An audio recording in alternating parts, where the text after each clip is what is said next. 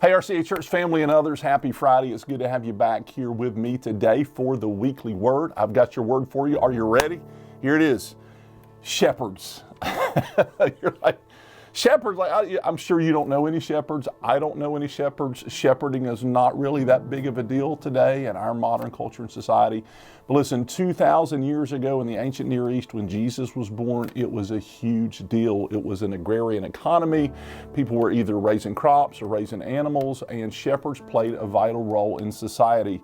And you know, it's kind of like our police officers and firefighters, our public servants, you know, like they fulfill such a vital role, and you would think people would be more appreciative to them. You know, school teachers, you know, you think people would be more appreciative to them, but they aren't. A lot of times these people are looked down on or less than, you know, or blue collar workers, the ones that keep the cogs of society turning, often are appreciated the least.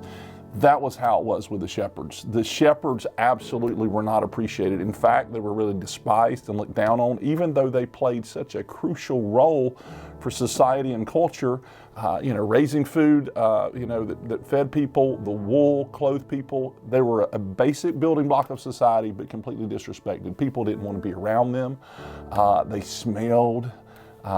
Even in the religious circles, the priests and the Levites and all of those folks actually considered shepherds to be unclean.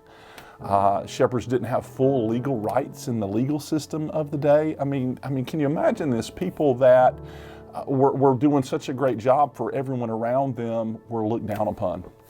You know what? It's Christmas 2023, and things haven't changed very much, have they? But you know what? I'm so thankful that God doesn't operate the way that we do.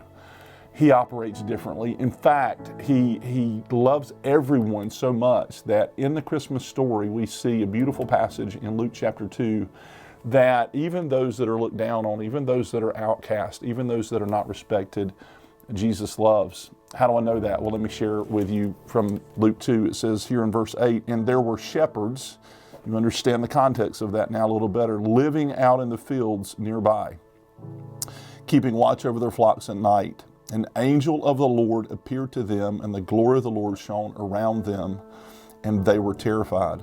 But the angel said to them, 'Do not be afraid. I bring you good news of great joy that will be for all people.'"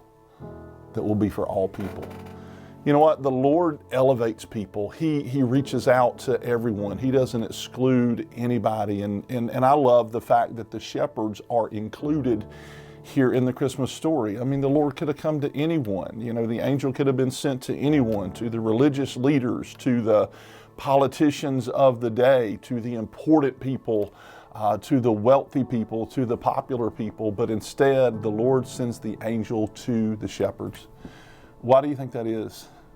I don't know about you, but I think it's because the Lord was proving a point. He was wanting to say, hey, this thing for all people, I'm not joking about it.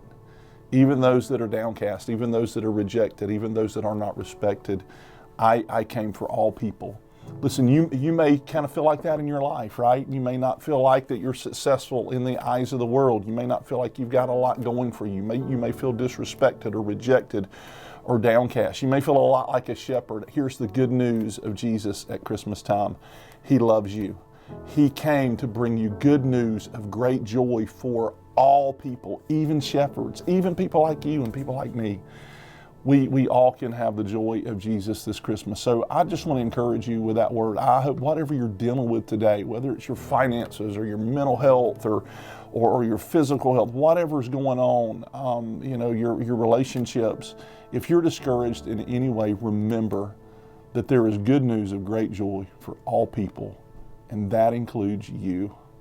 I hope you'll join us this coming Sunday. If you enjoyed this word today, I'm going to be sharing a little bit more about it. 10:30 a.m. on Sunday morning. We hope to see you there. God bless.